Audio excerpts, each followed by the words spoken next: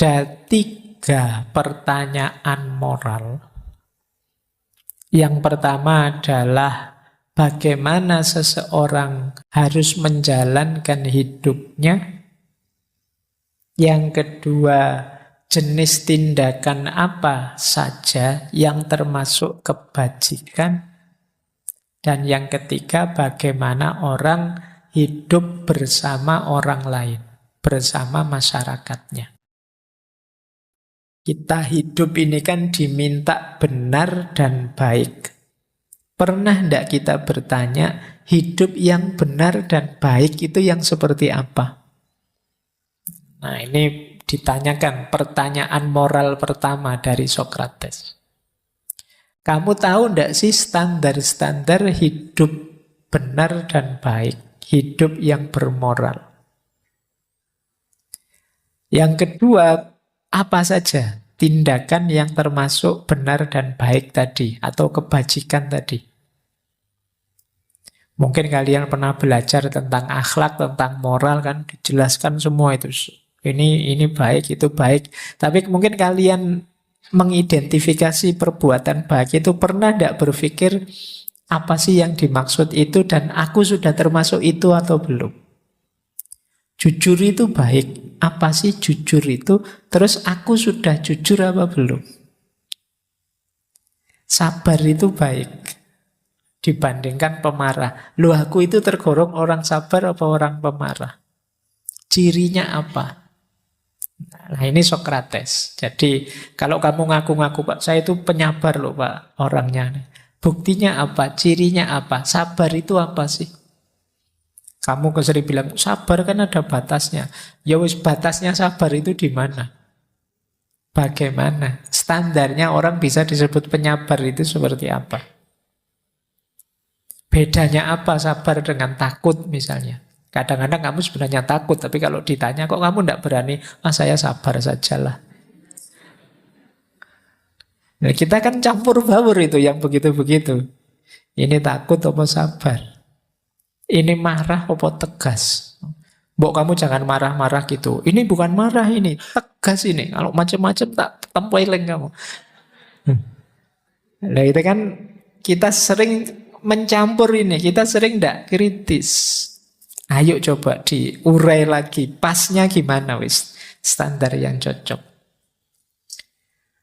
Oke, kadang-kadang kan kita itu menjustifikasi perilaku kita yang buruk dengan akal kita. Nah, ini yang membuat terus jadi ruwet. Padahal janjinya itu salah, tapi terus kita benarkan sendiri. Kita tidak jujur. Kita tahu itu salah, tapi kita tidak jujur pada diri kita. Ini kalau ketemu Sokrates, kamu habis mesti. Jadi itu cara dia yang kedua. Dan yang ketiga, ya penting juga dipertanyakan hidup bersama orang lain yang baik itu yang seperti apa. Nah, ini yang paling rumit, yang nomor 3 ini sebenarnya. Kalau yang awal-awal kan hidup individual kita, karena hidup sosial itu melibatkan subjek yang lain, yang sama powernya dengan kita, sama posisinya dengan kita. Ini tidak sederhana.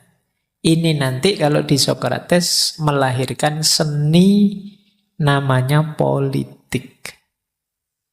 Jadi yang paling rumit itu memang tata hidup bersama yang dikenal dengan politik.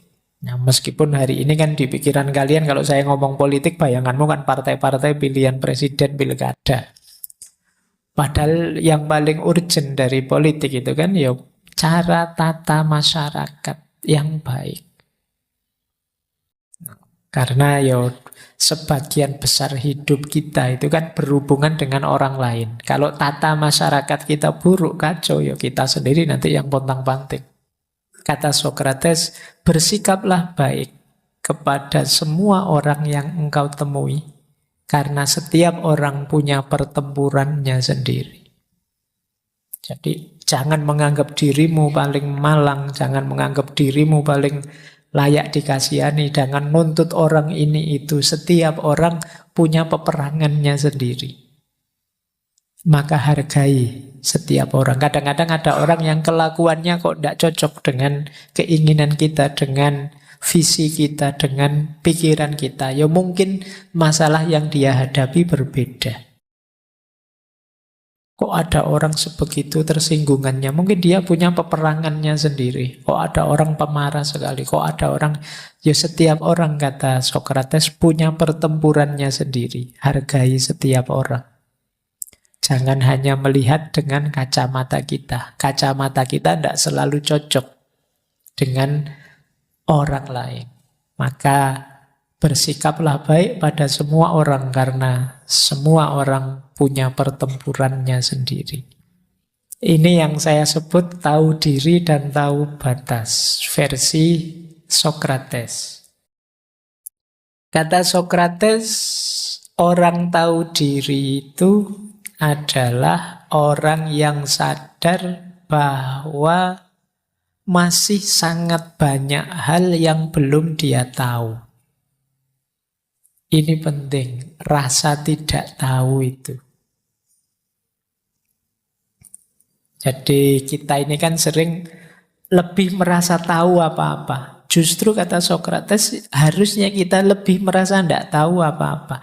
Kenapa? Ketika kita merasa tidak tahu, berarti kita akan belajar. Berarti kita akan nambah wawasan baru, nambah ilmu baru.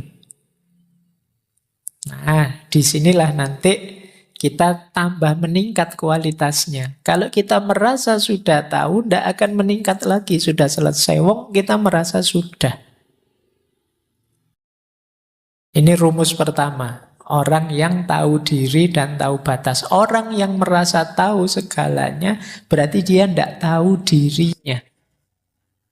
Tidak kenal dirinya. Sepinter apapun dia, pasti masih sangat banyak hal yang dia tidak tahu. Harus tetap sadar, aku belum tahu. Aku masih harus banyak tahu. Ini prinsip sehubungan dengan tadi loh. Karena dasarnya moral itu pengetahuan, yo kita kalau ingin semakin baik, harus terbuka untuk belajar. Kalau kita ingin terbuka diri kita, siap belajar, ya mental kita adalah mental tidak tahu dan ingin tahu. Bukan mental sudah tahu. Biasanya kalau orang sudah tahu itu akhirnya ya jadi tukang ngasih tahu, padahal dia belum tahu. Ini bahaya kalau kata Imam Ghazali kan, kalau ada orang yang tidak sadar, tidak tahu bahwa dirinya tidak tahu, ini orang ini bahaya, harus segera diingatkan. Karena kalau orang tidak tahu, kalau aku ini tidak tahu, itu kan gayanya kayak seperti orang tahu, padahal dia tidak tahu. Akhirnya apa? Gayanya kayak kiai kemana-mana, kamu harus sabar, kamu harus banyak ibadah, dia pengetahuannya hanya copy paste misalnya. Wong itu coba nge-share postingannya orang saja, tapi kamu merasa seolah-olah aku sudah tahu. Nah ini yang kita pakai rumus ini kurang tahu diri. Harus tahu diri. Kemarin saya ada yang bertanya itu. Pertanyaan sangat fikih sekali. Kan sudah saya bilang di mana-mana saya bukan ahli fikih. Ketika pertanyaannya fikih, ya saya jawabnya mohon maaf saya tidak tahu. Pak Faiz, kalau saya yang tanya mesti males nyari jawabannya. Loh ya memang kalau tanya filsafat, ayo lah. Kalau saya tidak tahu tak cari-cari. Wong saya bukan ahli fikih. Kalau filsafat oke. Kalau fikih bukan ahlinya, nanti dianggap kayak orang ahli fikih, padahal bukan ahli fikih, nanti ngasih fatwa yang menjerumuskan. Harusnya haram terus dibilang, bisa saja itu halal. Itu kan caramu kan begitu. Tergantung perspektifnya dari mana. Itu kan kamu sering ngawur begitu. Intinya nggak tahu. Yo jangan, kalau nggak tahu bilang aja nggak tahu. Kalau kamu sesat sendirian nggak apa-apa. Tapi kalau kamu menyesatkan orang itu bahaya. Nah, Itu prinsip tahu diri, tahu batas. Yang kedua, ada lagi prinsip tahu batas. Ini kalimat terkenal dari Sokrates. Orang yang tidak puas dengan apa yang dimilikinya, dia tidak akan puas dengan apa yang ingin dia miliki. Ini sebenarnya penjelasan tentang orang yang tadi, ambisius. Orang yang hanya fokus pada kesenangan dan pengakuan orang lain.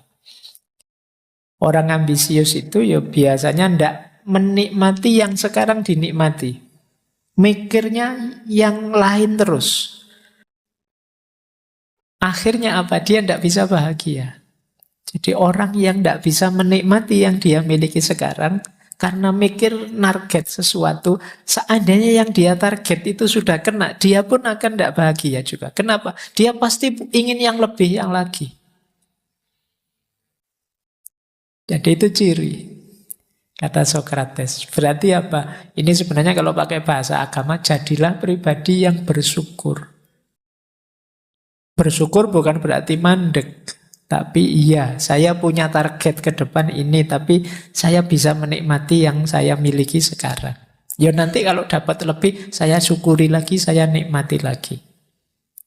Jadi karena mentalnya memang mental bersyukur. Tapi kalau mentalnya menuntut, ya sekarang punya berapa, dia menuntut lebih, besok dapat lebih pun dia menuntut lebih lagi. Tidak ada titiknya. Koma terus, itu kan capek hidupmu kalau koma terus.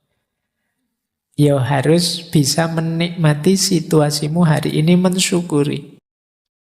Sekarang jomblo bersyukur, alhamdulillah Pak, tidak ada yang ganggu. Besok mungkin dapat pasangan, alhamdulillah, sekarang tidak sendirian lagi.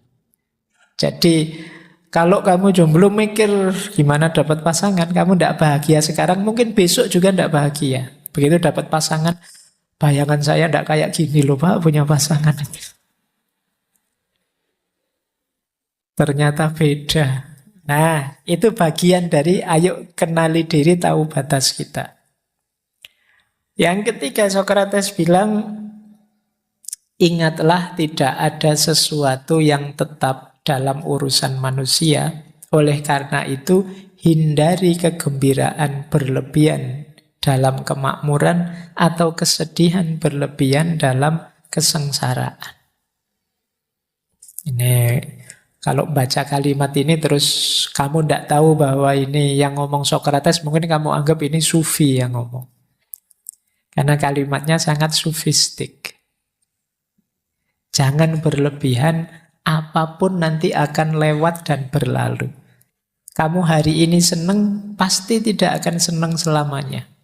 Kamu hari ini sedih, yakinlah tidak akan sedih selamanya. Bahkan kalau kamu hari ini senang, itu mungkin hanya satu bagian dari hidupmu saja. Di bagian yang lain mungkin ada masalah. Ketika kamu hari ini sedih, mungkin itu hanya satu sisi saja dari hidupmu. Sisi-sisi yang lain itu sebenarnya kegembiraan dan kesenangan. Cuma tidak kamu tengok.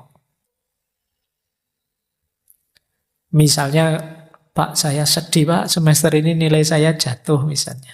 Kamu hanya lihat ini, kamu tidak melihat, loh kamu sehat loh, ada temanmu yang sakit. Loh kamu masih enak, masih nyaman, meskipun nilaimu jatuh kamu bisa lanjut kuliah. Temanmu nilainya tidak jatuh, tapi dia tidak lanjut, uangnya habis, tidak bisa bayar lagi. Dan banyak yang bisa kita syukuri, cuma kita biasanya hanya lihat satu sisi, satu sudut itu. Bahkan seandainya memang hampir semua sisi hidup kita sedih, pasti juga akan lewat kok, tidak mungkin sedih terus. Mesti nanti masa itu akan ganti-ganti. Tidak ada kok monoton, senang terus, sedih terus. Bahkan seandainya, enggak Pak, lama saya sedih terus, itu pun nanti intensitasnya beda. Sedih di serangan pertama dengan sedih lama-lama, ya lama-lama sedih itu kan jadi biasa. Nah iya kan, kamu lama-lama jomblo itu kan biasa, lama-lama biasa Pak. Jadi justru ndak ada yang kesenangan juga begitu, seneng kan? Ndak mungkin seneng terus. Seandainya memang seneng terus hidupmu, tapi rasa senengnya kan intensitasnya turun. Jadi main game lah kamu, menang. Kan kamu seneng. Menang terus ternyata Pak, itu kan harusnya senang terus. Tapi kan enggak. Begitu menang terus, begitu menang selanjutnya kan kamu biasa. Biasa Pak, ya menang. Kemarin-kemarin juga menang. Dulu juga menang, jadi enggak excited. Itu kayak mahasiswa mulai semester 1 nilainya A terus. Itu kan semester pertama dia dapat nilai A, itu kan senangnya luar biasa. Sekarang semester 7 dia dapat nilai A, dia enggak kaget lagi. Nilaiku A ya, biasa. Oh, padahal temennya dapat nilai C plus saja sujud syukur. Dia dapat A biasa. Nah ini intensitas. Makanya kata Sokrates, sudahlah, tidak usah terlalu heboh dengan situasi batinmu. Nanti juga akan berlalu. Apapun itu, senang atau sedih.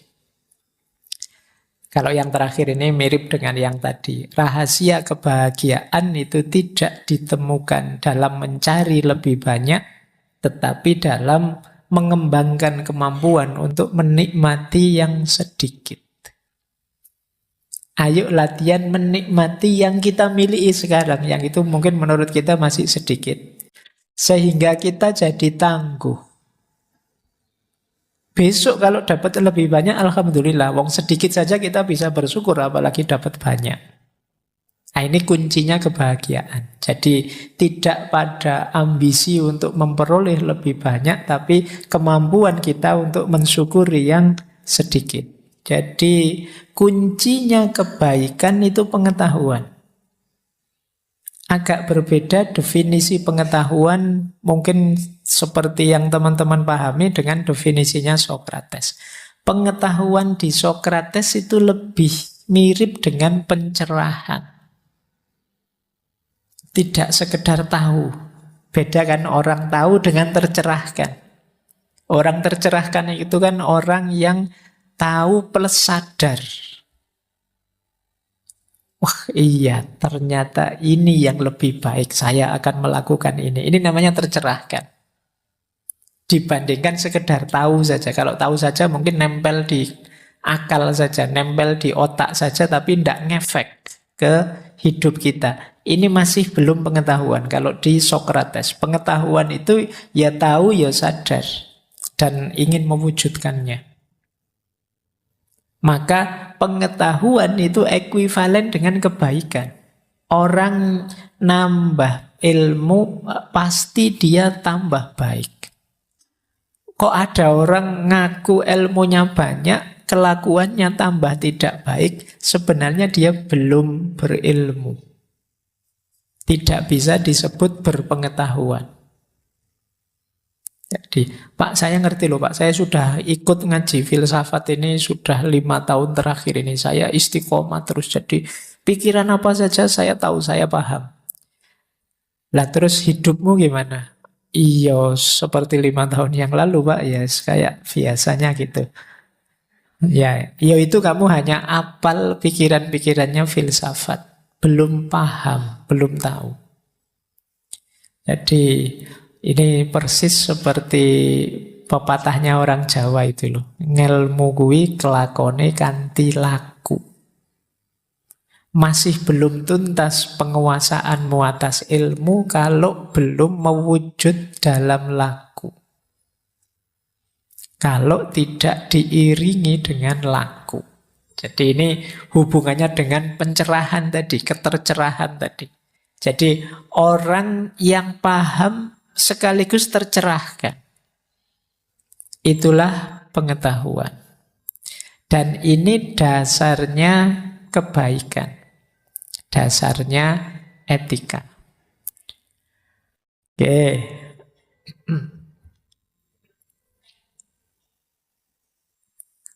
Baik. Tak pikir nyopo aku. Baik ya. Jadi kuncinya etik tadi pengetahuan, yang pengetahuan itu setara dengan kesadaran. Banyak orang yang tahu tapi tidak sadar. Mungkin pernah saya sampaikan ya, antara yang kita tahu dengan yang kita sadari untuk diwujudkan itu mungkin perbandingannya bisa 80-20. Berarti yang hakikatnya benar-benar kita tahu ya yang 20 ini saja. Yang 80 enggak. Kita masih hanya apal saja. Kita kan sering mengkritik, oh belajar kok cuma dihafalkan saja. Loh yo, ilmumu ternyata sebagian besar juga begitu, cuma kamu hafalkan saja. Tidak kamu jalankan, tidak mencerahkan hidupmu. Belum bisa disebut orang berpengetahuan. Orang berpengetahuan itu berhubungan dengan eksistensi dirinya. Jadi aku tahu itu berhubungan dengan keberadaanku. Tidak sekedar aku ngerti dan aku hafal. Kata Sokrates, umat manusia ini ada dua jenis orang, yaitu orang bijaksana dan orang bodoh.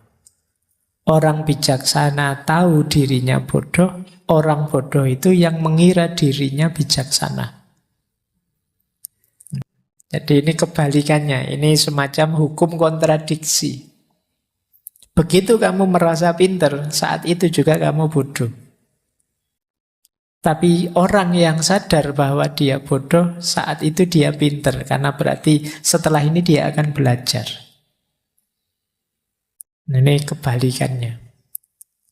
Baik, jadi kalian ya kalau di level kesadaran, sadarilah bahwa masih sangat banyak hal yang kita belum tahu, maka kesadaran kita adalah kesadaran belum tahu dan ingin tahu.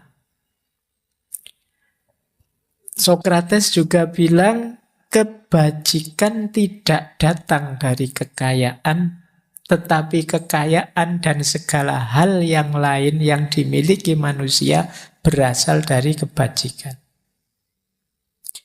Jadi yang tadi kehormatan, kemudian kesenangan, tolong jangan jadi tujuan. Tujuan kita adalah kebajikan, kebijaksanaan. Itu saja tujuan kita. Loh Pak, lah gimana kita hidup butuh harta, kita hidup butuh kehormatan juga. Kalau kita menetapi dua ini, di antara efek dari kebajikan dan kebijaksanaan itu kesenangan dan kehormatan. Jadi akan jadi efeknya. Tapi kalau kalian hanya mengejar kesenangan saja, mengejar pengakuan orang saja, ya kebijaksanaan dan kebajikan tidak akan ikut. Karena misalnya kamu mengejar pengakuannya orang, kebaikanmu kan hanya kebaikan pencitraan. Tidak bisa disebut kebajikan. Misalnya kamu mengejar harta, ya kebaikanmu kan dalam rangka dapat reward harta. Belum bisa disebut kebajikan karena ikhlasnya kurang. Maka dibalik rumusnya, kebajikan dan kebijaksanaannya dulu dijalankan. Di antara efeknya nanti kesenangan dan pengakuan orang. Kalau kita melakukan kebajikan ikhlas lillahi ta'ala, otomatis orang ngakui kita kok. Kita tidak usah minta, akan diakui. Dan kita juga akan senang. Nah itu rumus kedua. Nah ini juga pesan dari Sokrates, kalau engkau menginginkan kebaikan, segera laksanakan bahkan sebelum engkau mampu. Tetapi jika engkau menginginkan kejelekan, segeralah hardik jiwamu karena telah menginginkannya. Ini hubungannya dengan keberanian tadi. Jadi, begitu ada niat baik, ayo segera diwujudkan. Jangan ditunda, jangan ditawar, jangan cari alasan. Niat baik yang muncul di hati kita, di pikiran kita, itu kalau pakai bahasa agama, itu kan sebenarnya bagian dari ilham, bagian dari pancaran cahaya dari Allah. Itu mungkin doa kita dikabulkan. Ihdinas siratal mustaqim, sama Allah yo ini ada jalan lurus. Muncul keinginan untuk melakukan kebaikan. Itu kalau kita tawar, kita tunda, kita cari alasan untuk tidak melakukan, ya mungkin lama-lama yang ngasih jalan malas ngasih lagi. Maka begitu punya niat baik, siapapun kalian, teman-teman, tentang apapun, segera dieksekusi. Ya tentu saja semampu kita. Makanya tadi bahkan sebelum mampu, itu maksudnya semampu kita, ayo dijalankan. Kuatnya baru 10%-nya ya tidak apa-apa. Tapi kan paling tidak kita mengikuti petunjuk kebaikan itu yang oleh Allah dilimpahkan langsung dalam diri kita. Baik, ini yo silahkan direnungi nanti. Karena saya melihat teman-teman hari ini kan sering itu kan menunda-nunda barang baik. Nanti sajalah Pak, besok sajalah Pak, masih ada waktu Pak. Kebiasaan seperti ini ayo diperangi sekarang. Kalau itu kebaikan, lebih cepat, lebih baik. Kalau untuk keburukan sebaliknya, begitu muncul niat buruk, segera bersihkan. Istilahnya Sokrates, hardiklah dirimu. Kok bisa mikir kayak gitu? Itu segera keluarkan. Kok pikiranmu tiba-tiba ngeres ya? Segera bersihkan. Kok iso-isone membayangkan yang begitu-begitu? Jangan dibiarkan terlalu lama. Kotoran itu kalau terlalu lama membersihkannya susah. Pikiran buruk, keinginan buruk, itu kalau masuk di dalam diri kita terlalu lama, selain membersihkannya susah, akan mengotori yang lain. Jadi ya mungkin membuat ini instalasi dalam dirimu konslet sudah. Pikiranmu ngeres tadi, itu akhirnya kan terus kamu kemana-mana, ya lihatnya ngeres sudah. Kacamatamu kacamata ngeres, kacamata buram. Maka begitu ada keinginan buruk, cita-cita buruk, pikiran buruk, cepat-cepat dibersihkan. Ya manusia memang alamiah saja kadang-kadang mikirnya aneh-aneh, jelek-jelek, tapi jangan dibiarkan. Bersihkan secara sengaja. Tidak boleh aku mikir gini, opos ini mikir kok aneh-aneh. Bersihkan. Nah, ini dawuhnya Sokrates ya. Ini bukan sufi siapa. Jadi level seorang filosof.